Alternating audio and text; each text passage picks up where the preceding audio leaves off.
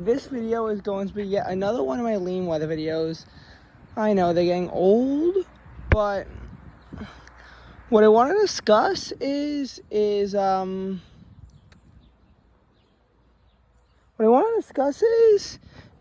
kind of how a few things. So first of all, I want to discuss how New York City weather and the weather where I live isn't always exactly the same, because I feel like a key point is that I always rely on New York City weather data, and I think I'm spewing out inaccurate data, and I figured out using AccuWeather how to calculate it. I mean, is it a pain in the ass to calculate it? Yes. But should I be doing it? Yes. And I'll get more estimates for more months. So far, all I've done is January, May, and June. And I told you that June was exactly near average. June was actually 0.6 degrees below average in New York City. But that was in New York City. The highest temperature in New York City in a month was on June 25th at 90 degrees. But where I live, it actually got to 91 degrees on June 17th. That day in the city only hit 88.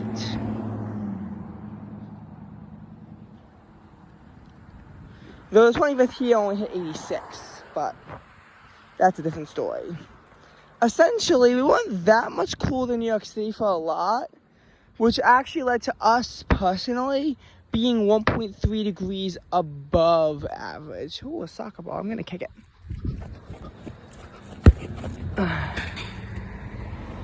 That was nice.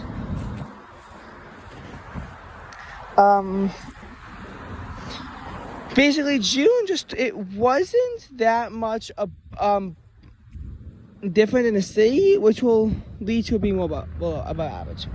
I was surprised when I calculated May, which was 0.8 degrees above average in the city, and found it was only 1.1 degrees above average here. But I guess it's at every little thing that matters. And the first couple days of the month would have really held us back a lot. And there were some below average days later on in May, just they were a rarity. But they did definitely occur.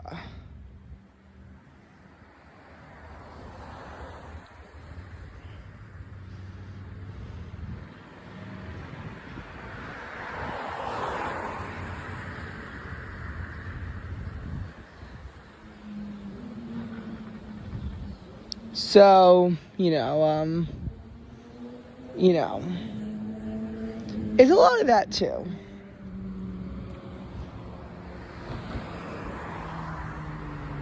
Now, I started to calculate April, March, February, Now, January, I found something interesting.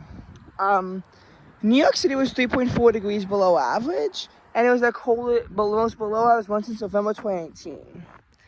Here, though, for my research, I might have been wrong, but I found it was only 0.2 degrees, or 0.1 degrees below average here.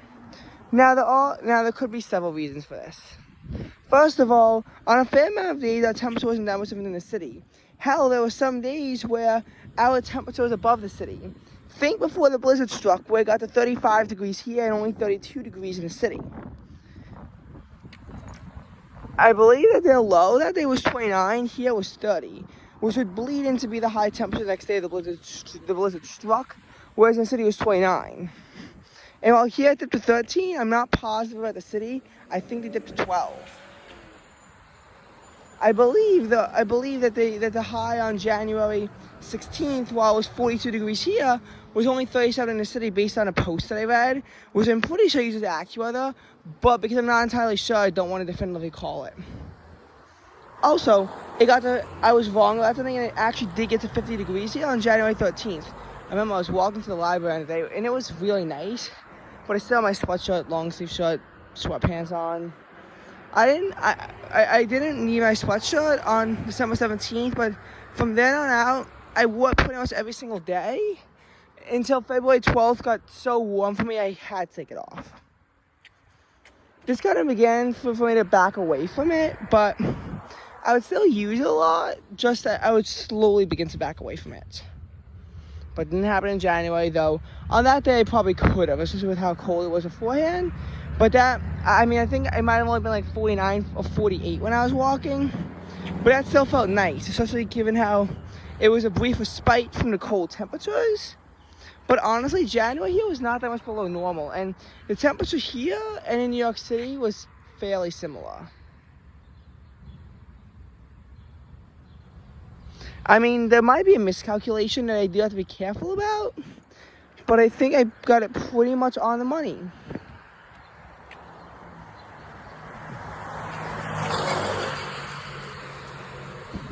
You know, New York City on that day, I believe, got to 49. So you can definitely see how this is happening.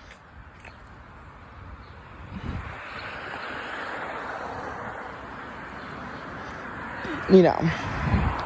And you also think about periods, because like in New York City, for example, between December 2017 and April 2018, 4 out of 5 months were below average. February was the only month that was above average, but it was record, which February 2018 would later break. Now there was near average snow, because it was 62 degrees one day in the city, and then snow the next day. I remember that. And a similar thing happened in March, where it went from 61 degrees one day to snow the next. A similar thing would happen this year, where in a city it was 57 and here it was 61, which is weird in February. Though I think New York City was still way above temperatures here because of how warm it kept getting before storms compared to here.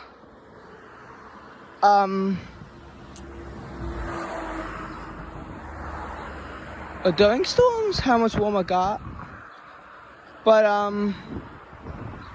and literally the next day there was snowfall. And both years, February would have a higher mean temperature than the March that ensued, which is really rare. And it was the only time that it happened in back-to-back years. Again, because record warm February, and then a dreary March ahead.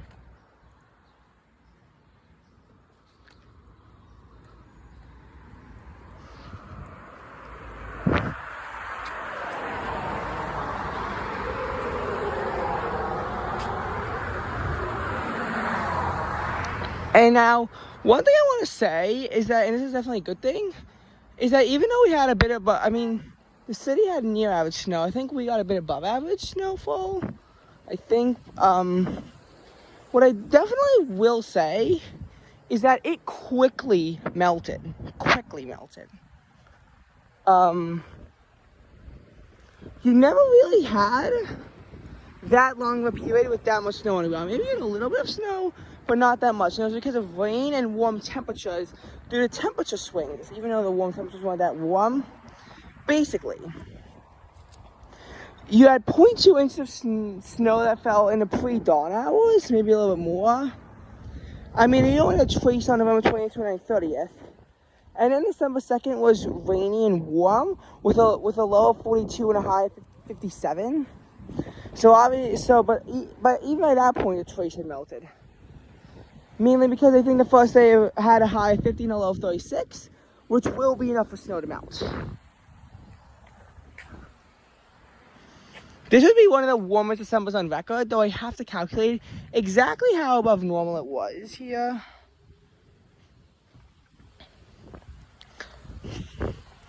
And I think even then, that day man stormed to the 40s, and I think the snow was gone quickly because of how little fell, that it's easier for it to melt. Obviously, though, when about 8 inches of snow came down on January 7th, that would be a pain for it to all melt.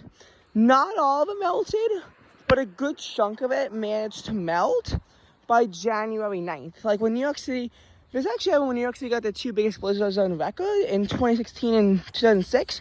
Most of the snow during these years fell during these ginormous winter storms, but it got warm afterwards, and rained, which helped snow melt compared to the big blizzard that struck in 1947, which did not have that. Also, snow removal techniques were not as good in 1947. Because what happened was on January 7th was that this winter storm came down. Now, I was actually wrong about the low temperature on January 5th when I thought it was 33. I just thought I was using questionable dark side data, and the actual low was 26 degrees. So I'm going to go my bad on that one. The high was still 47. The next day, the temperature came down with a high of 41 and a low of 35. An all-day temperature crash, but a slow one. And the next day, the high of 35 and a low of somewhere in the 20s. Basically, the temperature fell. My mom's calling me. So I'm gonna have to I'll have to answer her when I'm done making a video in a little bit. Basically, the temperature fell into the 20s, and then the next day, had a high of only 30 degrees and a low in the of about 16 or so. And this was January 8th. This is the first time of the entire winter that the high temperature failed to get above freezing. The first day that it didn't thaw at some point. We will not wind up getting a lot of those this winter. Which is good. Got a couple, but not a lot.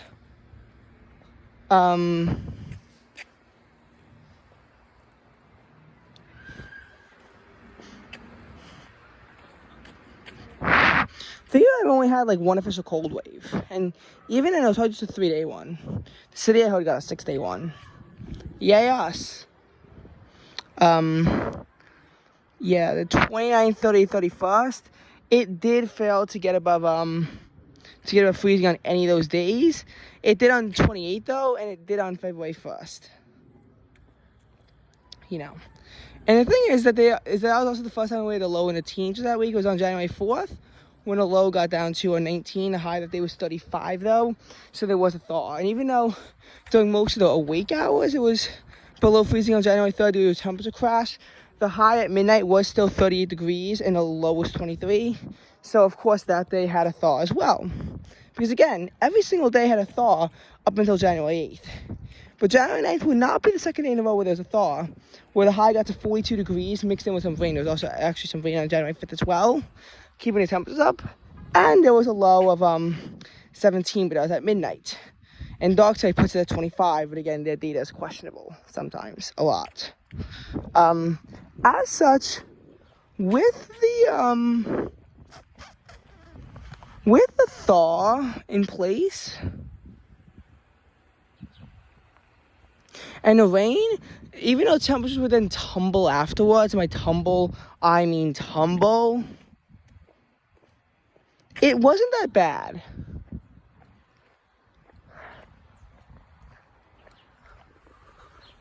And we got spared from Winter Storm Frida as well, where we only got a light trace of snow due to a shot of dry air. How we actually on snow, though, it would have been a day where it was in the upper 50s the day before, and snow falls the day after.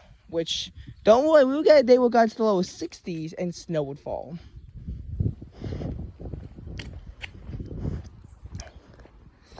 But again, January didn't really have that many warm spots, I will say. It really didn't.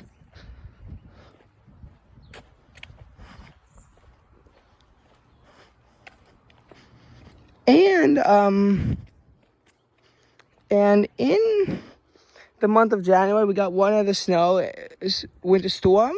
This actually dumped about 17 inches of snow. We kind of got the brunt of the storm on this one. That January 2022 blizzard that came down on January 29th. The 28th was warm-ish, with a low of 30 that occurred at both midnight and 11:59 p.m.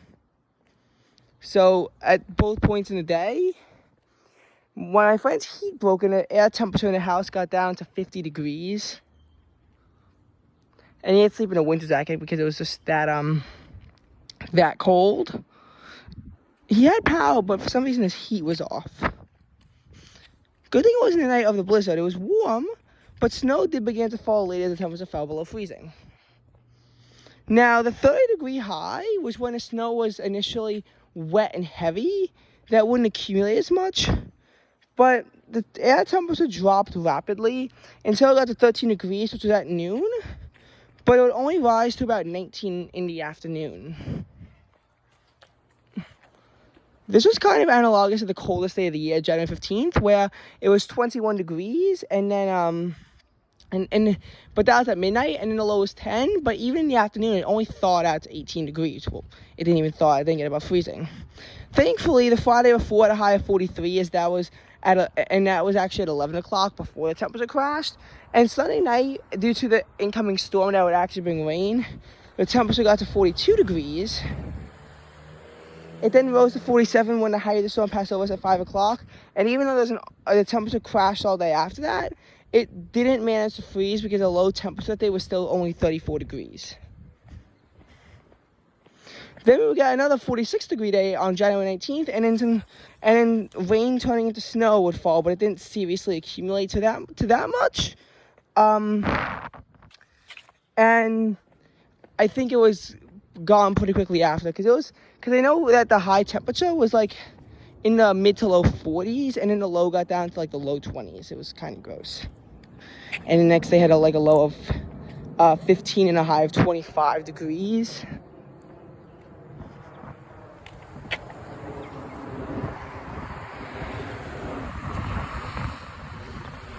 I know after the blizzard though, that Sunday had a low of 11 and a high of only 25, and then that Monday got down to 9 degrees with a high of 31.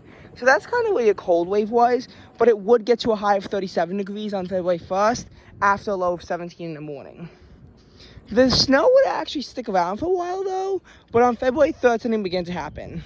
The low was 37 degrees and the high would get to about 46, I think. Then the high would hit 50 degrees as rain and serious rain began to fall on February 4th. The temperature, though, would then crash, and from 8 o'clock in the morning to 9 o'clock in the morning, it plummeted, going from 48 degrees down to 37 degrees. The part of the storm where the temperature was still managing in the upper 40s was gone, and it was now in the upper 30s, which would later fall to the lower 30s by 5 o'clock when it froze. And by 6 o'clock, it exited after dumping ice and it being 31 degrees. The temperature continued to slide off to 28 by midnight, and the next day, it would fail to thaw. But that's okay, because all it really was just a little bit of ice, and most of the snow was gone. But now, the thing was that the February 13th snow was not supposed to seriously accumulate, but in the city it got to 1.5 inches, and I think here it actually might have gotten up to 4 inches of snow. Because if you think about it, it was warm beforehand. That Saturday at midnight and 11:59 p.m. shared the same common low temperature, but that low temperature was only 42 degrees. This should be a signal to you that this day would be crazy warm. My mom keeps calling me. I'm gonna have to end in a little bit.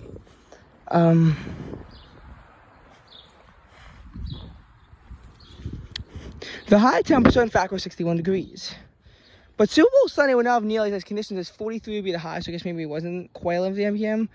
Well, I guess 11 p.m. it didn't quite get to 42, but it got to 43. And the temperature would crash all day at 26. Snow, it froze in the morning and snow came in, which turned out to be a lot more than expected. The next day, the high 26 occurred at midnight again, as the temperature then shot down to 16, and it would only get into about 24-ish in the afternoon. Though again, it would begin to have a serious warm up on Wednesday, with a low from 17 degrees and the high then jumped up to 44. Thursday, where the low was 44 that day, and the high came up to 56. And Friday, as rain came in, with a high got to 58, but then the temperature slowly began to decay afterwards. Thankfully, by the time the rain exited, it was still about 50-ish degrees, so there wasn't any ice problems. I know by the time I left school it was 41. It wasn't supposed it was more of a steady drop off, but the low temperature that day was actually a degree lower than the day before at 27 degrees, which meant that the low temperature was still below average. But the temperature recovery was quicker. And we would only have one more snow in March. March 9th, when I had my science test, I wound up almost failing. But there was actually snow that day, and the temperature was stuck in the 30s. I mean, I got a video of temperature days I was stuck in the X temperature range, but this day was stuck in the 30s. And this meant that there was snow,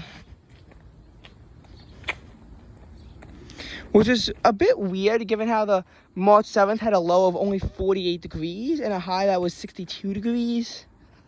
But again, it was before a storm. The city actually heard got to 72 degrees. There was, again, this all-day temperature decay. March 12th, we would have a final dose of winter weather, as even when we had that crazy cold wave come in the final days of March, there wasn't any snow associated with it, thank God. I managed to dodge the snow in April, but what happened was that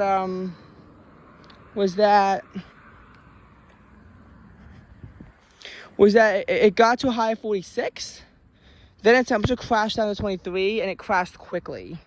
And the rain immediately turned to sleet, but it didn't turn to snow because it exited when the temperature was still in the upper 20s, and I guess something weird happened, preventing snow from falling. And I know March 13th was abnormally cold. March was above average, I'm pretty sure. I have to double check that. But it could have been even more above average had a couple days not ruined it. Specifically the very cold days of March 4th, of March 13th, and then March 28th and 29th. And now time to answer my mom's texts.